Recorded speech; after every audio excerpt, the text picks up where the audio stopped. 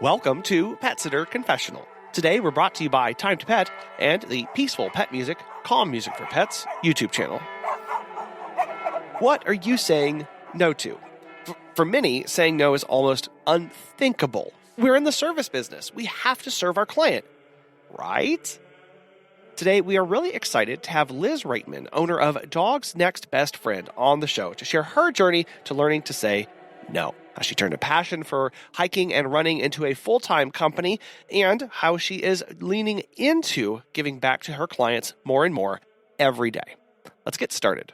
Thanks for having me on. I'm really excited. I met you and your wife at the National Association of Professional Pet Sitters conference last March. Yeah. And heard you speak. And I've just really enjoyed hearing everyone's stories. My own story began in Michigan and started walking dogs there and moved to Colorado. I live in Breckenridge, Colorado right now. And so it's a resort town. So I do, so to speak, resort pet sitting out here. That's a niche that I'm not wholly familiar with. So in your minds, how is that distinguished from more typical vacation pet care or daily visits? Right. And we certainly do that. Like every community, there's a strong local community here. But there's also a huge influx of skiers, especially this time of year. It's January. And our ski season is from November to April, pretty much. And so a lot of people like to travel with their dogs. And so what I provide is I can go to their hotel, pick up their dog, take them for a hike for the day. Or maybe they have a small dog, a Chihuahua or a Maltese or something.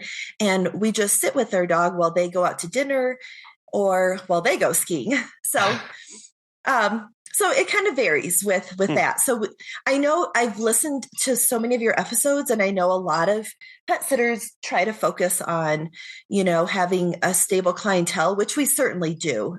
Trust me on that. But I take a lot of last minute business, and I just love helping people have a worry-free day. They can go and ski and have fun, and they don't have to worry about their dog, sitting in a hotel room bored.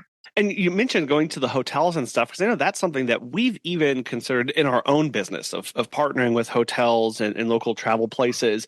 But the thought of the constant influx of newness, maybe an inability to do meet and greet sometimes because of the speed that they need services, has really put us off of going that direction. So how do you tackle that of that constant newness of all of the fluctuations that happen with the schedule? Yeah, well, thankfully, my personality, I love change. I love new things. I have a background in sales. So okay, my adventure side is like, oh, yeah, cool. Like, this is awesome. A new person, a new dog. But as you know, and as I know, that can also bring a lot of problems. And, you meet a new dog and the owner says, oh, they're friendly. Just walk in the hotel room. And then, I get attacked or whatever. So there are certain situations, obviously. I try to tell the hotels if they could ask their guests to plan ahead, that's the best. Like if I can get a phone call or an email, a week or a month before they arrive, that's really helpful. But it also has helped me to learn to say no a lot, which is really hard. But yeah, like if someone calls and needs me to sit with their dog tonight and I have plans, I'm sorry, the answer is no. Or, maybe when I can call one of my team members, and I have an amazing, varied team. And so they all, have different services they prefer. And so I have one lady who likes to sit and watch soap operas and have a dog on her lap. So I call her up, and see if she can help out. So when you initially approached those hotels, how'd you go about introducing yourself? Because, I tried that exactly one time, Liz, and the person looked at me like I had 5 heads, and they were really struggling to understand what I was trying to talk to them about. Did you see that there was a big need, or did you have hotels who were already reaching out to you, or how did you initially approach that? Yeah, honestly, the hotels found me. I started out, just catering to the local market. But as travelers Google pet sitter, dog walker, especially after the pandemic, everyone was traveling with their dog. I was getting calls from hotels who were asking for me to drop my cards off and for me to be on the resource list. What I do, I bring cookies and brownies and gift cards to the local soup shop as thank yous to the concierge. And what also is happening is, when people come on vacation and they leave their dog in the hotel room, they're barking. So now hotels have a policy where you can't leave your dog alone in the hotel room. So that puts the guest in a pickle where there's a huge need now. Like, whoa, we came here to not sit in our hotel room, but now someone has to stay back from our group unless we call Liz. Wow. Now, that's a policy that I was unaware of, but it makes a lot of sense as far as they don't want to disrupt the other people staying there. They don't want destruction or accidents to be taking place in there. So it's kind of beholden upon them to have something like that. But you're right. If people are going out to enjoy a day of skiing or a day of hiking, they don't want to be stuck in a room. So yeah, they do have to have some sort of solution for that. Right. Yeah. And that's where I come in. So so it's great. I really enjoy it. And it's definitely a huge need out here, but we have a wonderful local clientele who we love, taking out for their walks and hikes and all that. So, yeah. Now, what all of the services are you offering? Yeah. So pretty much everything. I even watched donkeys one time. And my old boss made a few jokes about that. I'm sure you could gather where that would go. But anyways, oh no. We have a local mine, a gold mine that gives tours, and so the owners of the gold mine needed a vacation. So I went through a few hay bales and filled some water things. But anyways, I pretty much offer everything. I do offer dog walking, group hikes, overnight pet care in our homes or their homes, as well as doggy daycare in their homes or our homes. And we also watch cats, guinea pigs. About a month ago, I got a call for a bearded dragon. So, and in 2020, I've heard you mention quite a few times that you walk a dog for a lady who's like in assisted living. One of the services we started offering, because someone called us, was walking a service dog for a lady in a wheelchair 2 to 4 times a day, 7 days a week. And we've been doing that since 2020. And she just recently moved, but that was kind of a unique step for my business, for sure. Yeah, that's a huge commitment when you take something like that on. It's a little daunting, isn't it? It was very daunting. And, thank God I have a full-time dog walker who lived kind of near her, and he just took it on. And he's A+ kind of guy. Never calls in sick, I never have an issue. And he's been working for me for about 4 years. And so he was her primary dog walker, and I couldn't have done it without him. Wow. Well, so talk to us a little bit about your team, because I know you've been growing one over the last several years. Yeah. So it started like most people, I just started doing this because I love dogs and I love to exercise and I love to be outside. And about maybe, I don't know, 3 months in or 6 months in, I got 5-10 clients. I just started off real little, in about 2007 when I moved here to Breckenridge. And then, you start realizing, oh, these 5 people all want to go on vacation at Christmas and I can only stay at one house. Yeah. So I was literally like hanging out with one of my girlfriends and was like, you want to walk a dog? Like, here, let me give you the phone. And that's how my team started. And yeah, and she and I are still friends to this day. She's awesome. She's since moved. But then from there, it grew. I tried to hire, so to speak, people who I knew, my friends, people who I could trust. But then it turned into like, oh, I need someone who who doesn't go to church on Sunday because we have Sunday dog walks, So now I need to start hiring other people or people who I don't know. And so I did a lot of just referrals where I would ask my pet sitters and dog walkers, hey, do you have a friend who you trust, who you could recommend?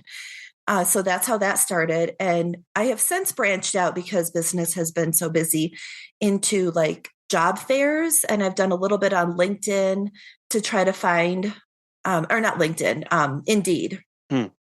Um, and I kind of hesitate to like pay to find a dog walker, but if you find someone really good, it's worth it. So. Yeah.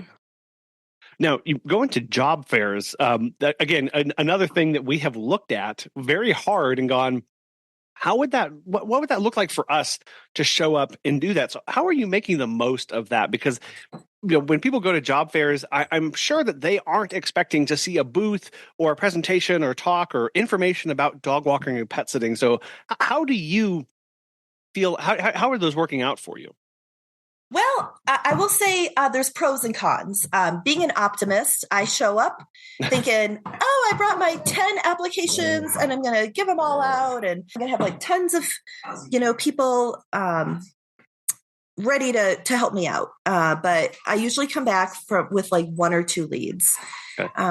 And honestly, I come back with more business than help. Because I go around to the other booths and they're all like, oh my gosh, you're a dog walker. Oh, I have a dog. And, they all pull out their phone and show me their dog pictures. And then, can I have your card? And, but all the exposure is great. And then I also try to be memorable. So what I do is I bring a bunch of dog toys. I have those, doggy puzzles with like treats. And I bring treats, but I also bring like chocolates, and I have people figure out the dog puzzles. And I have like fun little things. Like I have a bowl of those Dove chocolates and they have to guess like what colors dogs can see. Which for the record are blue and yellow, according to my research.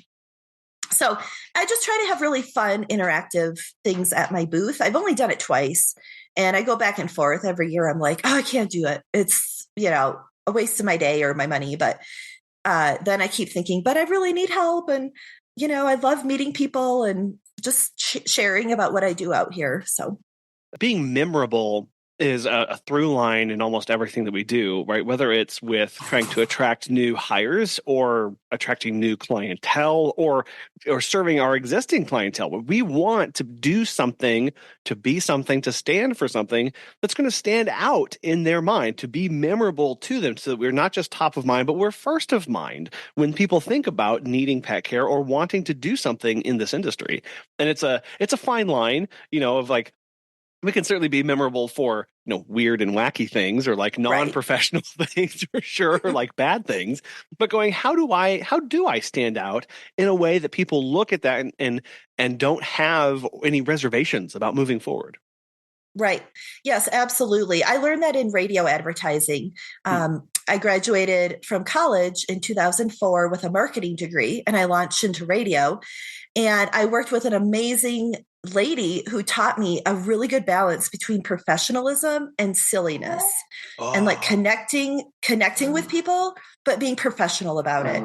And so I've taken that to the dog world. And like you were saying, we used to have these crazy radio ads that were so annoying. And everyone would be like, oh, but they remember who you are. And I'm like, yeah, but in a bad way. Like, oh my goodness. So for my business, I try to do things and they really come from the heart. But then as a result, I hear people saying, oh, wow, like, this is why we work with Liz or, like, for example, I think one of your, one thing we were discussing on the sheet here, you mentioned is different things, events or whatever. So I give out doggy Christmas presents every year. Yeah. And I don't know, my love language is gifts giving. And so I just started making dog treats for people. And one of the restaurant owners recommends me and he tells people she even gives my dog a Christmas present at Christmas time.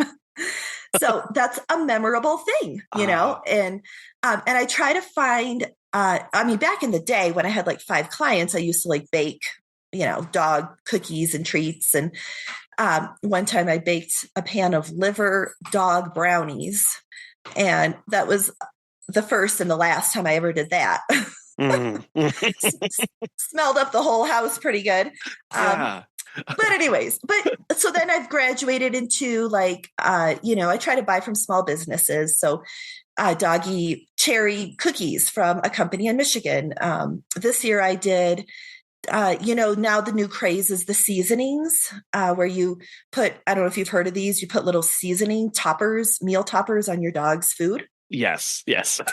Yeah. And And so then the I dog do. only eats the topper, and then you've got to add more and stir it in. That yes, yes, I'm familiar with those lists. Yeah.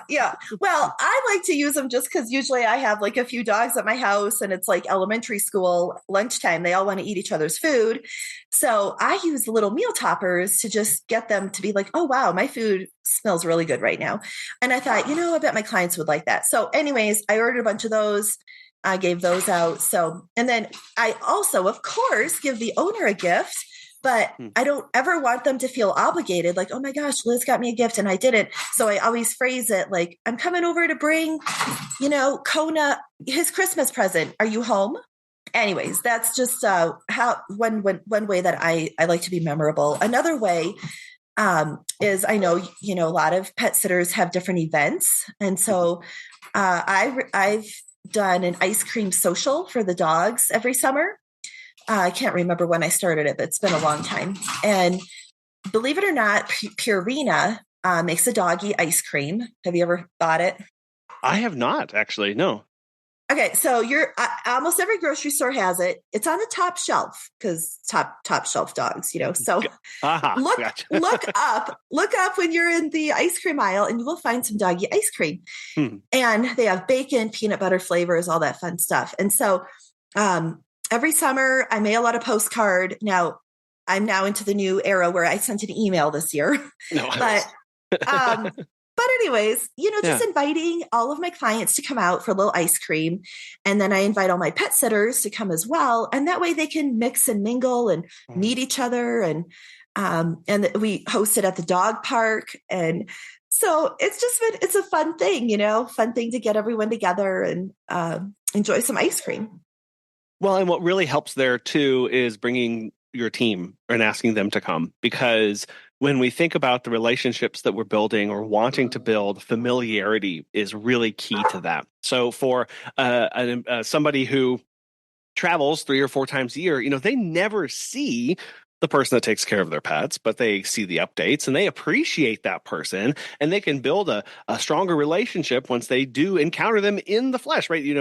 Together in person, and it can make it feel much more of a familiar setting for people going, oh, you walk Baxter, or oh my gosh, you take care of Rosie, or wow, and so they immediately have that commonality too, where they can make that connection. Absolutely. And that's another point of this ice cream social is, there's a lot of clients that I help, dog owners that I help, that I have never met. They call me, they move to the area, they jump into a new job. Here's my address and key, show up, and so there's that aspect of people, or they live on the other side of the county, and I've never been able to walk their dog personally, but one of my crew has. So they'll come to the ice cream social and be like, I've been waiting to meet you. And, it's just like a really fun time to meet everyone. So. Yeah, especially as you grow a team, it can be easy to feel disconnected from things and people. I'll never forget the first time that I went and did a visit that I didn't do the meet and greet on, and I had never done before. That was all handled by staff, and it was very weird. It was a very different feeling, and so trying to get reconnected back to the business, to the clients, with the staff, and so you can get a sense of what's going on is really important. So again, have a better feeling and security about what's going on. Yes, absolutely. And, I always start off with like, yes, this is a customer appreciation time to just hang out. But in the end, it's really good for business too, because people are like, oh, I forgot to call you about our next vacation. So it's a win-win for everyone. Have you heard of Time to Pet? Doug from Bad to the Bone Pet Care has this to say. Time to Pet has made managing my team and clients so much easier. Our clients love the easy-to-use app and scheduling features, and our sitters love being able to have all of their information organized and easily accessible. My favorite feature is the instant messaging. By keeping conversations on Time to Pet, we are able to monitor our team and ensure nothing ever falls through the cracks. If you're looking for new pet sitting software, give Time to Pet a try. Listeners of our show can save 50% off your first 3 months by visiting timetopet.com/confessional. Now, as far as, events, when I think of events, I can think that they're kind of costly, right? That they take a lot of time to plan and stuff. So how do you go about budgeting and planning for something that isn't going to break the bank? Well, I really don't. Okay. I was I was a marketing major, not a finance major, and Gotcha. I have to admit that is one of my downfalls. And I'm always really challenged by listening to you and your guests because I just don't care about the money. And I figure if it's coming in, it's great, and if it's not, then I, go and whatever, take a vacation or whatever.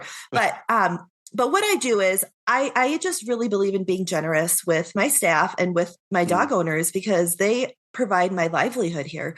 They allow me to work outside and have an active life and play with dogs.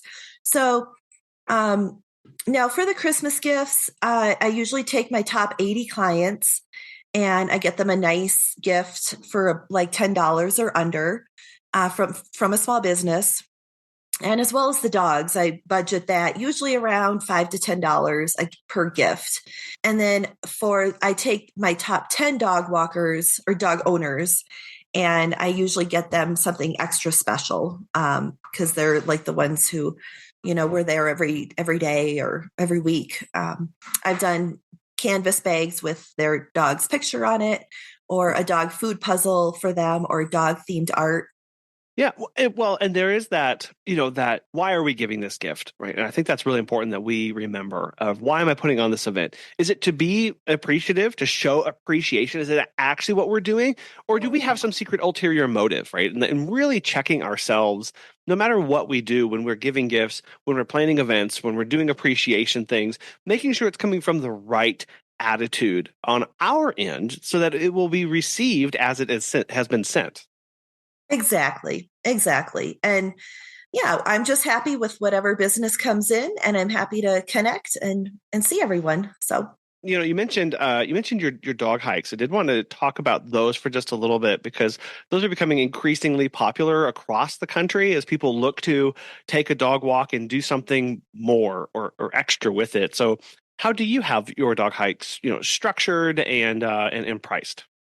yeah. So I love my dog hikes being in Colorado. We have tons of trails. In the winter, I'm able to cross country ski with the dogs. So I Okay, basically, that's cool. yeah.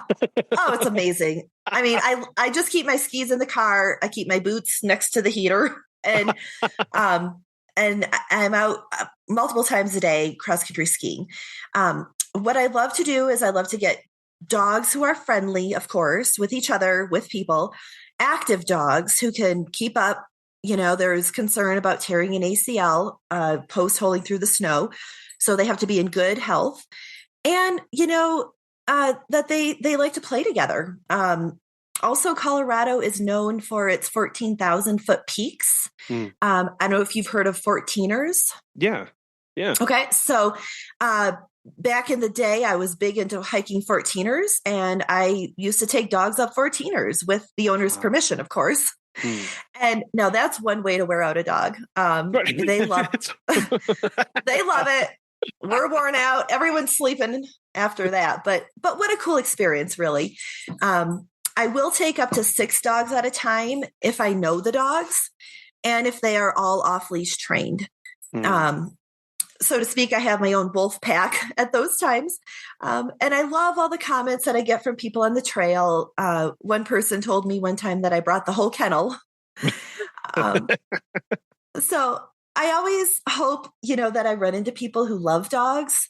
And sometimes I don't, sometimes I run into people who don't like dogs. And when I have that group, because they are all on voice command, I keep them moving, keep them distracted. Other people I run into on the trail, you just never know. They're like, oh my gosh, you made my day. Like all these dogs, it's like doggy heaven. And this is amazing. I do carry leashes for every dog that I have in case I have to leash them if we run into a moose or, a dog aggressive dog. So I definitely have to take precautions with that. My doggy hikes also in the summer involve rivers and lakes. Dogs get hot even in 70-degree weather. And so it's so much fun to just let them swim and play and splash around. My husband and I have even taken dogs backpacking before with owner's permission again. And so that's a really special time too. I for the doggy daycares that come, that come over, I take them hiking. So I usually make sure that the owners know that it's going to be maybe up to 3 hours of exercise and that their dog can handle it. And if their dog can't handle that, then like if they're little or something, I have a little sling carrier actually made by Outward Hound. And I can carry the little dogs if they get too cold or they're tired. But the trails in Breckenridge are awesome for hiking. They're mostly all dog friendly. And kind of the rule of the thumb is if your dog's off leash, she's under voice command and friendly. Well, I love how you started off by describing friendly, active, playful dogs, like really defining who is this particular service for, from the pet's perspective, right? Of going, who is actually a good fit for this? Because when we don't do that, we get dogs and cats and bearded dragons that aren't a good fit for the kind of service that we're offering, and then nobody has a good experience. So really having a laser focus of what are my red flags? What are my requirements to be eligible for this service? And that's not something that a lot of us really think of like making requirements for service. We just think, are they here? Can they pay? Am I available? Okay, let's go and do this. But really refining and thinking about who is actually a good fit for this, both from the human client and the pet as well. Exactly. And, along those same lines, I have several dogs who are 10 plus years old who still love to go on these group hikes. And, they just putsy in the back. They like the social, but they're not going to be up running with the puppies, tackling each other. And I'm really careful, and owners know that. And I'm really careful to if there is a little conflict, like if one dog is a little too rough with another dog, then we make a note of that and we don't mix them in the future. Or we let the owner know and say, hey, one owner was like, geez, my dog's soaking wet. What happened? It's like, well, he got tackled by the Rottweiler the whole hour. And if that's not something fun for either party, then, then we mix with a different group the next time. So, and that sounds like a lot of expectations that you have to wade through with the client. How do you talk to them about the service and what to expect? Yeah, we send them pictures. Most of them initiated on their own. They hike with their own dogs, and they tell me where to go and what to do, and here's what I want you to do with my dog. And I say, okay, great. I've learned a lot about the area and trails and where to go, and even dog owners who have dogs who can be reactive, they've told me, hey, take my dog to this trail. You're not going to run into anyone. This is a safe place for them to get some exercise. It builds that partnership again, that relationship with the client, and bringing them and making them part of that care, with your professional oversight. Right, exactly. And, just clear communication about where we are. And as you know, and all the pet sitters know, a lot of dogs now come with GPS collars. So the owners know where I'm taking their dog. And, living in Colorado, again, like people are active and they want their dogs to be active. They want their dogs to live the same lifestyle that they do, to get after it in the outdoors. And that's what I'm able to do with their dogs. So that's a very Coloradan thing to say, is get after it in the outdoors. Sometimes if I'm on my skis, I'll be like, send it, guys, we're going to send it. And they know to just keep running because we're going downhill and they better keep moving. Well, again, it's this, what do the clients envision themselves, and that that the service is really for those active clients with active dogs with an outdoor lifestyle, and really coming alongside going, here is a lifestyle that you can perpetuate or keep going with your dog, even if you're not here, or even when you're stuck at the office, you'd rather be out sending it. You can have your dog do it, and you can kind of live vicariously through their adventures. Exactly. I had one guy, I need to start writing some of this down, but he had me hiking his dog 2 hours, 1 hour in the morning and 1 hour at night for 5 months. And he said, wow, I took my dog to the vet and his heart rate was so amazing. The vet commented on how great his heart rate was. I was like, Yeah. well, yeah, mine too at this point. Right. And that's, again, those client expectations. We'll pick up clients who, actually, we just kind of got a small number of them at the beginning of the year. They are starting a new health journey and they want their pets to be on a new health journey as well. And so we're coming over not because they need a potty break, not because they need socialization or playtime, but just for pure exercise. And that's what their goal is I want my dog to help to start losing weight. And you are essential to that when they talk to our company. And so for that, like, yeah, they get a healthy lifestyle as well. Yeah. One lady, she's a ski patroller. At the start of the season, she said, you cannot give my dog any treats because she's kind of bulked up over the summer. And I just got the report. She's lost 2 pounds already. So yeah. You mentioned the GPS trackers, and this is something that comes up from time to time in discussions of, do you have clients that reach out and go, I saw you only walked 4.7 miles. I thought you could have done 5 or 6 on that one. What happened? Yeah. Honestly, there was one person who said, like, I thought a doggy daycare was X amount of miles and it was. And so what I have learned is just to set the expectation right away. This lady was like, oh, I have an older dog. She's 8 years old. So we thought we didn't need to like kill it, with exercise, but clearly that's what she wanted. So now I just set the expectation with a doggy daycare. And I usually phrase it in hours, not miles, because oftentimes if I have a new dog who's a putzer, maybe they're vacationing here from LA and they're like, snow, what? Like, I don't want to go out there. But we still have to go or continue the walk or whatever. We may not cover as much ground, but we'll be out there playing for the amount of time that was requested. And one time with those GPS trackers, there was a bad thunderstorm up here. And so one of my dog walkers, the dog was scared. He was scared. So he put the dog in his car and like ran an errand, went to Target or something and then came back. Just again, all out of the graciousness of his heart, looking to have a quality experience for the dog. But the dog owner was like, what's my dog doing at Target? So we had some explaining to do. So I now tell my dog sitters, like, again, just communicate that. Like if we have a change in a plan, just tell me, tell the owner, because live and learn, they're going to find out one way or another. So they always do. And there are more questions on the back end. And it's a reminder of, look, I might not be able to do anything about this, or we might not change our decision with what we're doing, but you need to communicate that a change has been made, or that there's a deviation from what we expected to take place. That cuts through so much, and it builds a lot of trust. Because if you're sitting there as an owner, you're like, oh, how's Fluffy doing at daycare? They're at shopping for Target. That's alarming.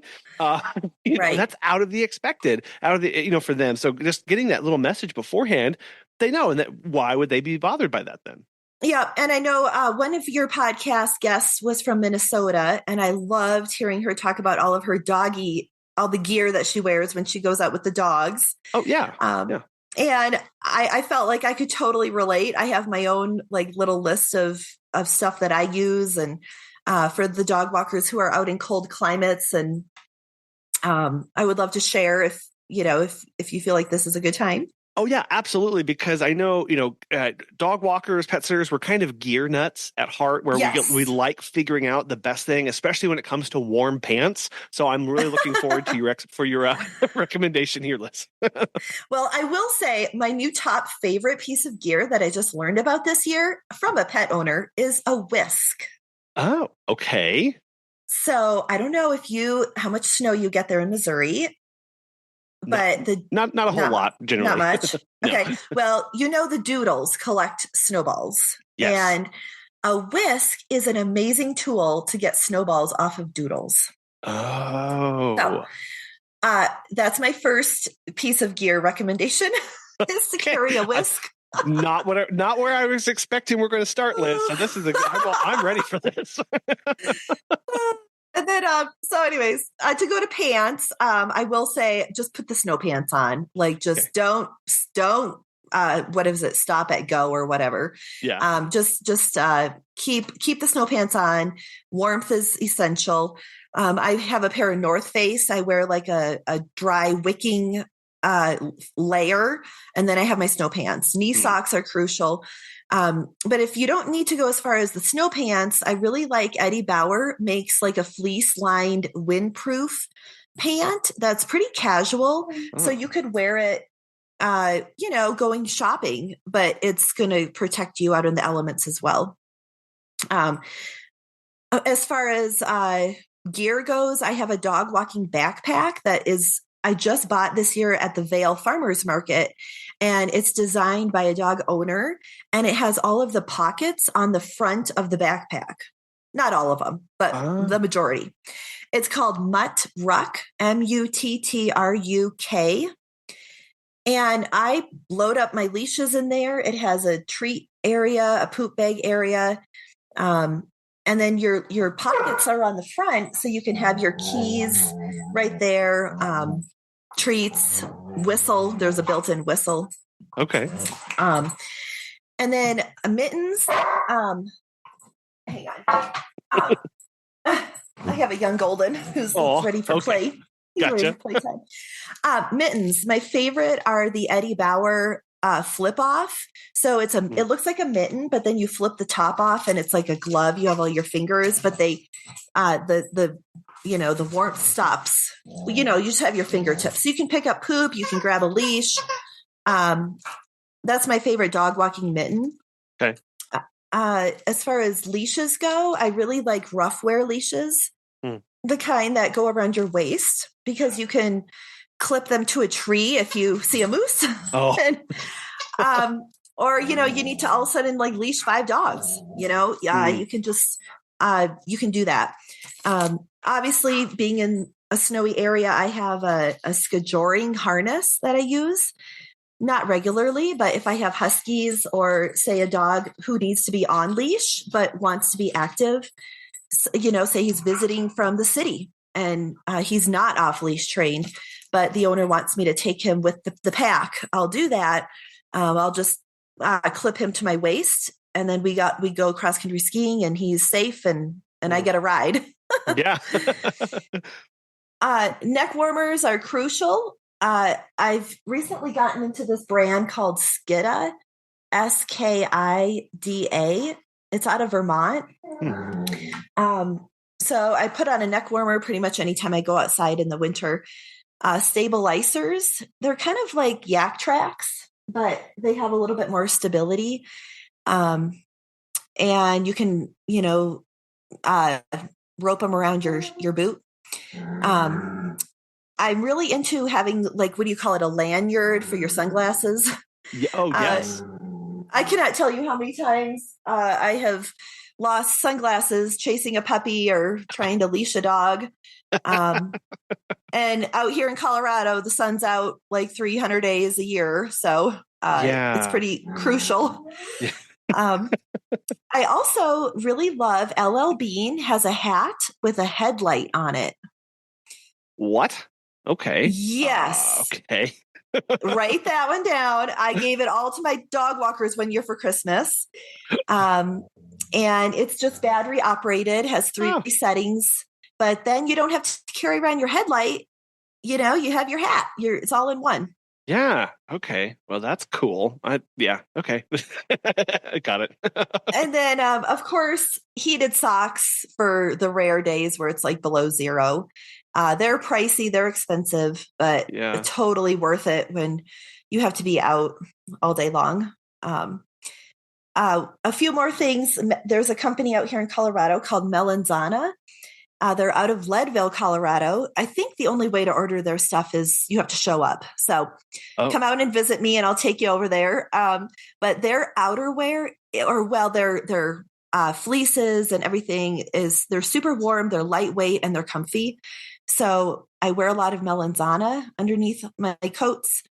And then, of course, a good hiking hat in the summer to protect from the sun, and trail running shoes for stability in the Sure. summer too. So Yeah, and I love this discussion about gear and stuff because it's all really customizable to ourselves and how we operate our business, what services we're offering, where we're offering them, when we're off. Like it really gets into this right tool for the right job, and that absolutely. that we can pick, and that it is about what we're comfortable with, what works for us, and how our body operates. Do we run warmer? Do we run hotter? Are we sweating a lot? How much dry wicking material do we need? Or you need a hat with a headlamp. Oh, I never operate in the evenings, I'm just middays. Okay, well then maybe you might not need this. Or just picking and choosing, but we have to be intentional about that too. Of it really shows this, I'm thinking through making sure that I'm comfortable so that I can provide the best experience, and I'm not just winging it.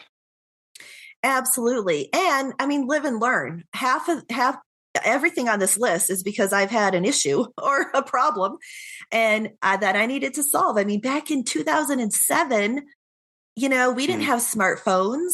I had to carry a flashlight with me everywhere.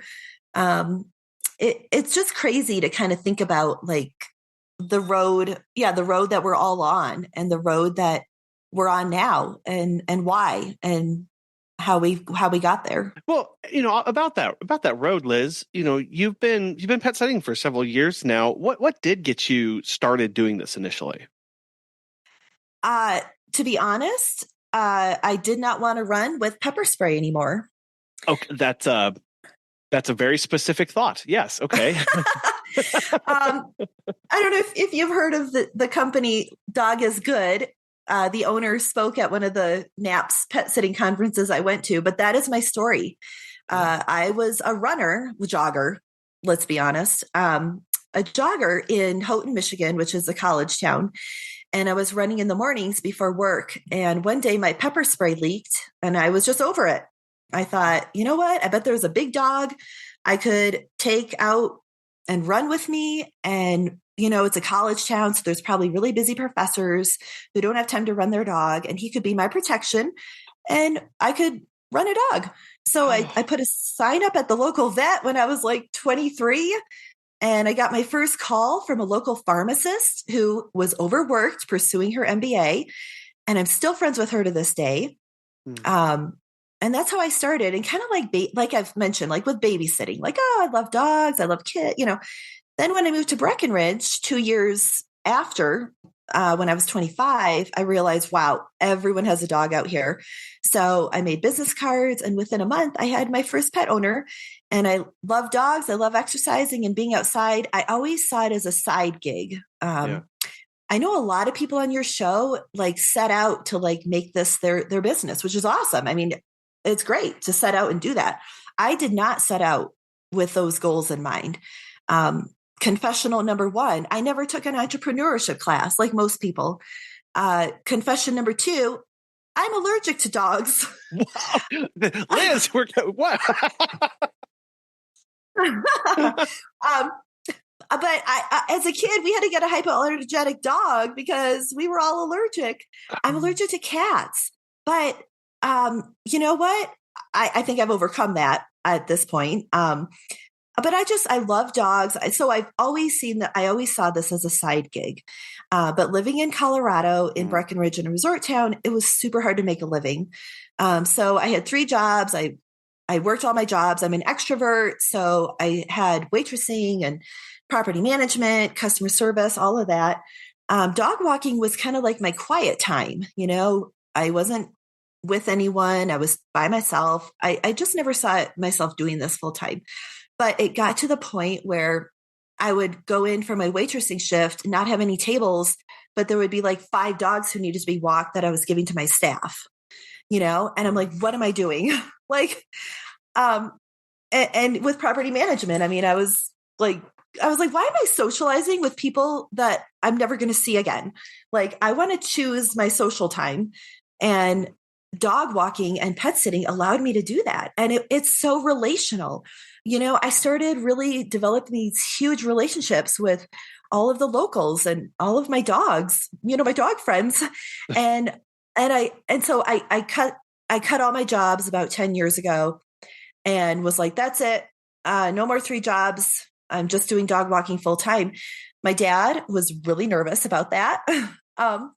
But I showed him the numbers in the business and I said, Dad, it's time. And, thankfully he and my mom raised me in the Upper Peninsula of Michigan where we go out rain or shine with snow, with whatever. And 10 years later, he comes to visit me and I have a schedule that I can cater to him. He's in town. I can ski. I can give my dog walks to my girls. A lot of pet owners don't know how to react when their beloved pet is facing a bout of anxiety, noise sensitivity, or depression. However, various studies have shown that animals react very positively when calming music is played for them. As a trusted pet sitter, have your clients check out the Peaceful Pet Music, Calm Music for Pets on YouTube, where they can give their pet the best chance at relaxing while they're away. From peaceful melodies to soothing nature sounds, this YouTube channel is the go-to spot when your client's pet is anxious and you don't know where to turn. Complete with beautiful and vibrant animations, their videos will become your home for the tools needed to keep the client's pet in a state of peacefulness. Be sure to subscribe to Peaceful Pet Music, Calm Music for Pets on YouTube, and hit that bell so you never miss a moment of calm. We're this far in, and we're finding out you're allergic to most of the pets that you care for. But Liz, you going, there's, if we're all honest, if we look back, there's a point, so it might be hard to determine, for you, it was the pepper spray that leaked and you were like, I can't do this ever again. Like, what do I need to do to still be active, to still live the life that I want? What you could have done is you could have said, well, I'm going to stop running. I'm not going to do this anymore. But you didn't do that. You went, okay, well, I need to keep doing this. And I need a big dog. I need my dog security to go out with me. And going, how do I continue to live my life the way I want to live it, just in a different way, or using different tools or from a different perspective, and bringing that forward with us into our business helps us as we continue to adapt and change to new things that come up or new challenges as they arise. And that's an important part to never forget of and to never let go of, is that there was a time where we weren't doing this, but we put our foot down and we decided that we had to move forward with this and that nothing was going to stop us. Exactly. And honestly, I tell my pet sitters this all the time. The first dog, that dog of the pharmacist, did not want to go on a walk with me. He turned around every time I went to pick him up. He was a mama's boy. He bit me the first time I ever pet sat for an overnight with him. And I tell my pet sitters, it's like the Michael Jordan story. Michael Jordan was benched in the 8th grade. What if he would have given up basketball? Isn't that crazy to think about? What if I would have given up and been like, oh, well, that dog bit me. I'm done. Oh, that dog didn't want to go on a walk with me. I guess I'm over this. No, I said, if you will run into problems, you call me and we work through it. And that's part of the journey. And you overcome it and you move on. Or you say, hey, that dog's not right for me. Let's move on to the next one or whatever. But an amazing piece of business advice that I received in college, someone told me, you get ahead of your competition by the mistakes that you make. It's how you handle the hard times. And I know you guys talk about this a lot on your podcast, which I love. If you come at it with an approach of humility, honesty, I'm going to change. I need to change, or no, you know what? I did the right thing and this happened. It was an accident. How you handle your mistakes and the hard times is how you will succeed. It really reframes those hard times, doesn't it? Of not just this is preparing me for something, or this is preparing me for something greater, because we can get into that mindset of, this is where I need to be, but going, I'm glad I went through those hard times because I came out different, and not just different, but better. And because of the hard times that I went through and that we overcame as a business and as a company and with my clients, recognizing that it's not just all a an us thing, that we didn't handle all those by ourselves, that there is that we can bring a team, that there are people out there to support us, of like, I was able to overcome this. I am better off for that. Now, let me not waste that advantage, those lessons, my new attitude, my new outlook, and let's do something with that. Absolutely. Right. And, and that's another thing. A lot of people say, well, how can you hire people? How can you trust them? How can, don't they make mistakes? Well, all these kind of things. Like, and I said, well, I'm not perfect. Yeah. Like, we all have to give each other some grace and be like, okay, you know what? I'm sorry. Yes, you made a mistake. Yes, I made a mistake. We're going to work through this. We're going to become stronger in the end. We're going to not let that happen again. This is the protocol we're doing, so this doesn't happen in the future. But I love working with my team. I love, the variety and the experience that they bring and the personalities that they have that I don't have. Some owners connect more with, my team members who are a little bit more disciplinarian than I am. I'm like kind of like the fun Ann. I'm not the parent, and so, but other dogs need, a firm hand or whatever, and so there's just an immense variety, and I've hired an assistant, a manager in 2020, and she's opposite of me as far as like personality. I can kind of go on and on about things and can get a little like worked up, and she just brings it back to the center. Like, nope, this is how we communicate this. This is what we're going to do. And like your community here, it's so helpful to have other people to bounce things off of and to say, I'm feeling this way. Is this okay? Or is this not okay? And, this podcast, you provide like the teacher's lounge and the break room at Walmart for us to all commiserate and to share in our joys. Like, we love this field, but it can be very hard and very difficult. And so she's been a great help. So anyways, yeah, when we look to build a team, recognizing and giving them as much grace as we need to give ourselves, and we're the hardest on ourselves, so it's hard to give other people grace. Like it really is difficult in that moment, but embracing that richness, the uniqueness that every new person brings when they come onto your team, of they are making the company better because that they are here, right? Their experience, their outlook, their expertise, their proclivities are to make us better. Do we have to train? Do we have things that we need to equip them with? Yes, absolutely. But their individuality becomes a remarkable asset. And I'll never forget, again, like this, the first time you're with an employee and you realize, oh, the dog likes them more than they like me. I guess I'll just leave now. Okay. Like, I'm the problem. It's on one hand, I'm like, oh, well, I'm kind of sad because I want, but on the other hand, it's going, great. Our company can serve this client even better because they have a good connection with one another. How wonderful. Exactly. I definitely went through a period of jealousy with some dogs. Like, what? I can't walk you anymore because your favorite is, so and so. But I kind of relate it to like the hair salon. Like, I want my dog owners to call me and request one of my cat sitters. I want them to have that connection with someone else in addition to me. But I just want to be able to facilitate that. And another thing too is to really value. I really am so appreciative of my team. I mean, I could like start crying here, but and I love to show my appreciation to them. And I would just encourage everyone to be very generous with them. I treat my top dog walkers to a spa day once a year.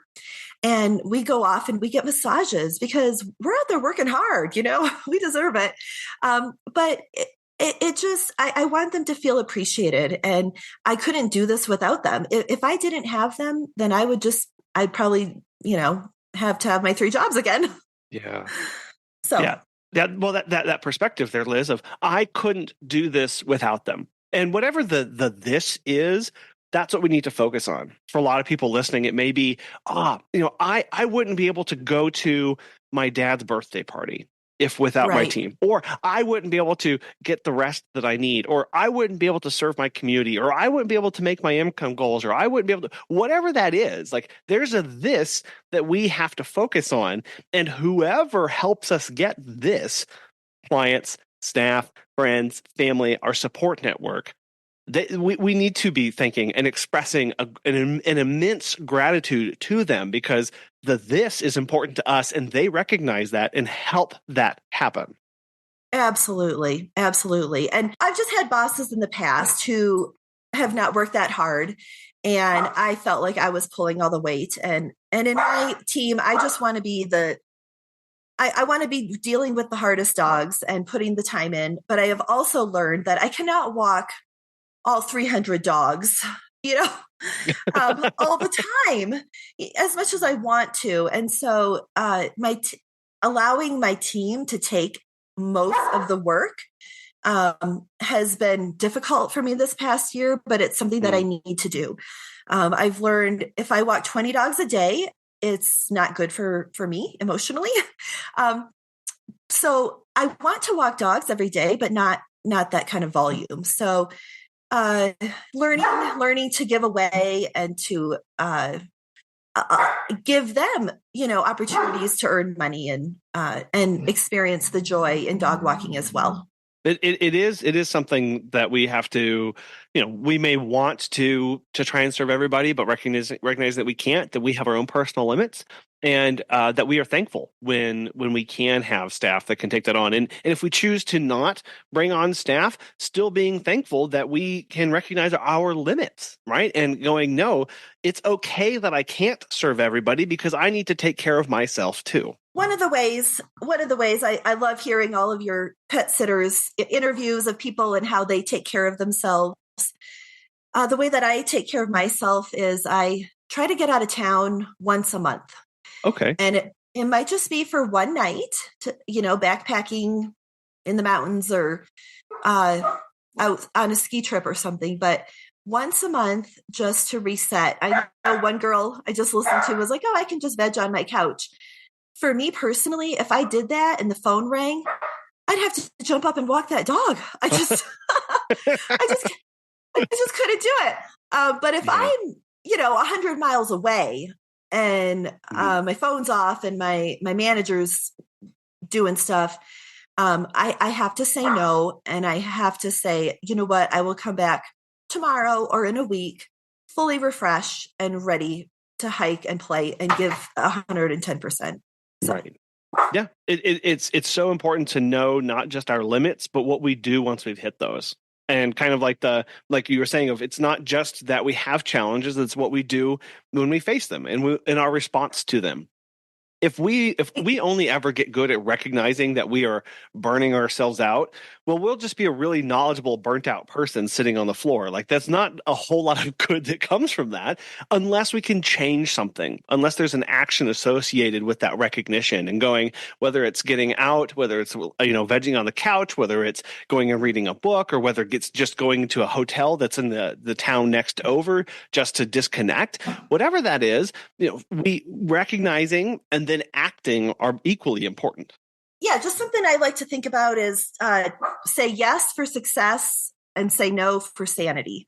We all need sanity, and we all have a hard time saying no. But when I'm walking dogs for people who are going skiing and I can't go skiing and I live in a ski resort town, I start getting a little crazy. Time for a day off. Yeah. No, it is. It is, because that's sanity for us, right? So that we can show up tomorrow. And that's an aspect that I know Megan and I have worked through personally, and that we work with our employees a lot too, of going, hey, look, we have to show up today at 100% so that we can show up tomorrow at 100%. And then we have to show up 100%. Like it's kind of a never ending workload. And for some people, that's very energizing to them, where they step up to the plate. Other people, it becomes really overwhelming, and it's extremely daunting to realize, hey, I can give 110% today to all of my clients, but that doesn't change that I have to still show up tomorrow, and then the next day, and the next day, and the next day. And right. They can kind of freeze from that and decide and the overwhelm, the burnout all kick in. Exactly. And honestly, everyone structures their business differently. So that's what I love hearing all of the stories, how people structure their business. When I'm home, I walk dogs 7 days a week. I love the flexibility. I can go to the store, I can hang out with friends, I can do things, but every day I'm thinking about a dog. I'm giving it my all. And so that's why, yeah, leaving town, having a complete break. There's some quote out there that's something like, even a good thing can become a bad thing. And so at one point, someone's like, do you ever miss the dogs when you're on vacation? I'm like, well, I don't know, probably not like the first 5 days, but after 5 days, I'm ready to get back to them. So, yeah. And then another quote I like to think about a lot. You were talking about giving it your all and coming in at 100%. The secret of success is like a duck, smooth and unruffled on top, but paddling furiously underneath.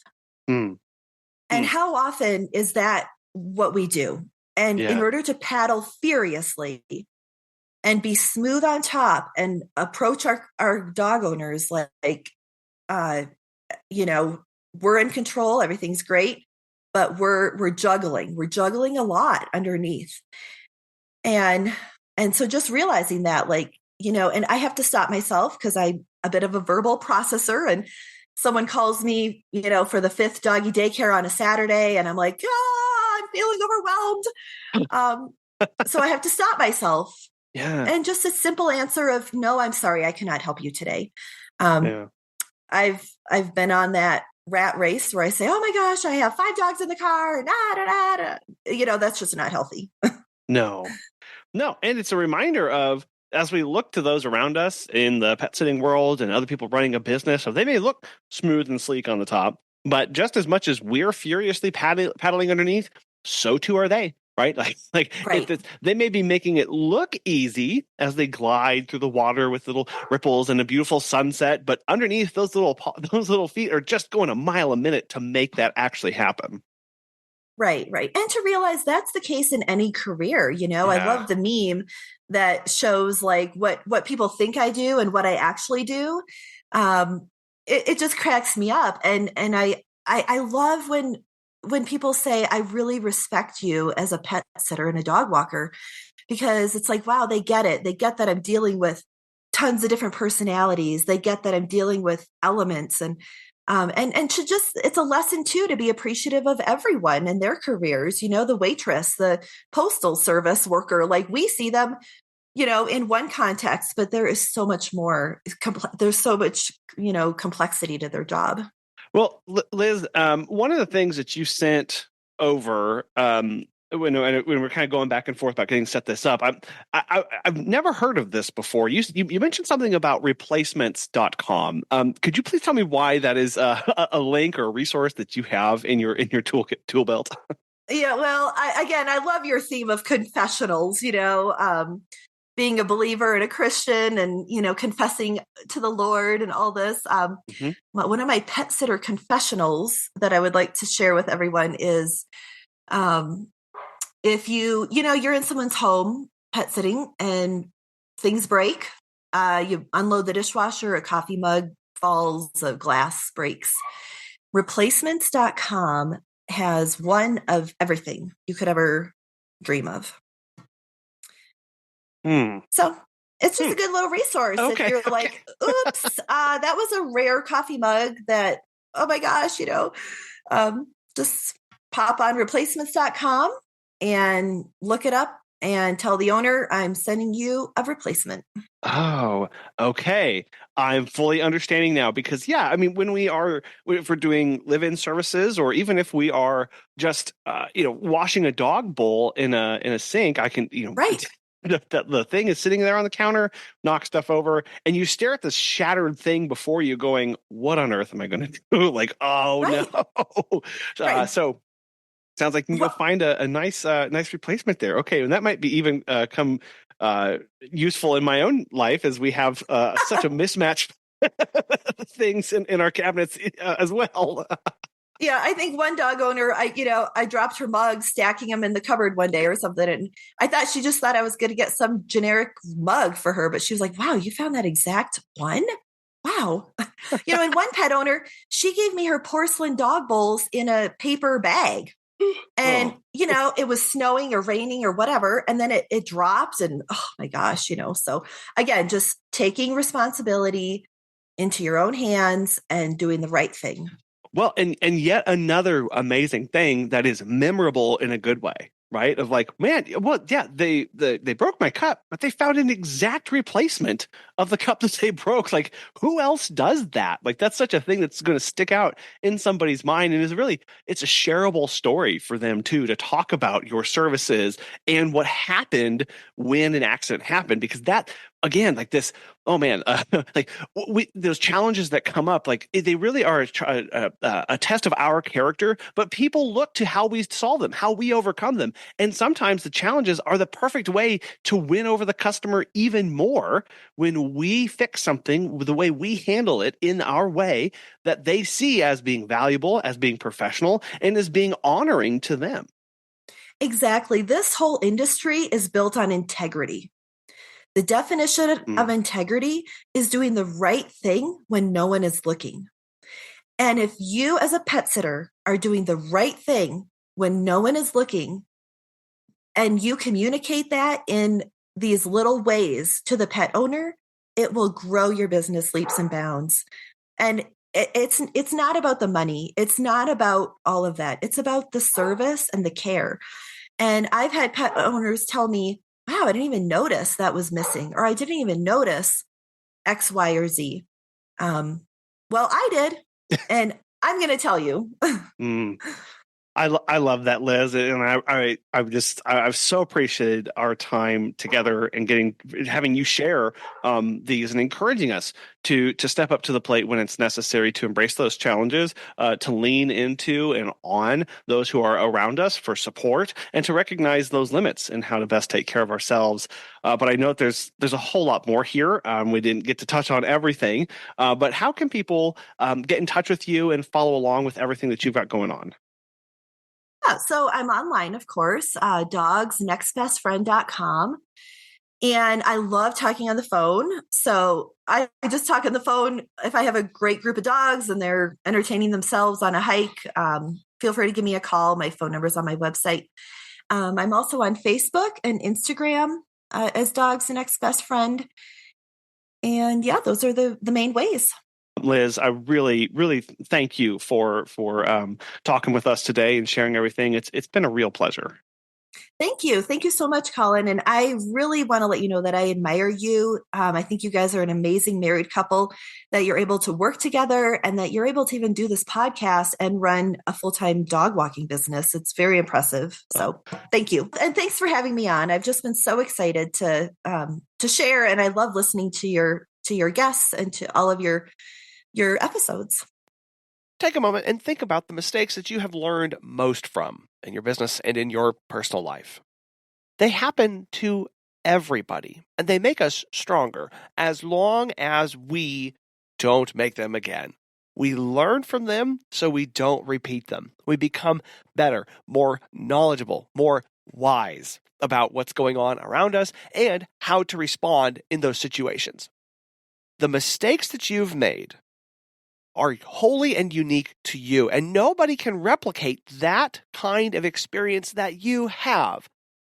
What a wonderful way to separate you from those who offer similar services. Your experience. That when people look to you, it's okay to talk about how you've made mistakes in the past, but now how we are being and acting different today. We want to thank today's sponsors, Time to Pet, and the Peaceful Pet Music, Calm Music for Pets YouTube channel. Thank you so much for listening. We hope you have a wonderful rest of your week, and we'll be back again soon.